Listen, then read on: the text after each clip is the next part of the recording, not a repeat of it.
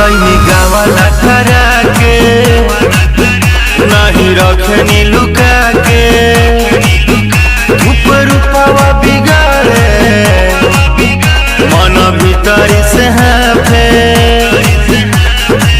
कटिया पिटिया से देह भारत न बुझाता रावण फैल शरीरिया राजा चले चैत के लहरिया सुते दिन घर के भीतरिया राजा चले चैत के लहरिया सुते दिन घर के भीतरिया राजा चले चैत के लहरिया। अरे जाई बहरी एगो ठंडे ले आई।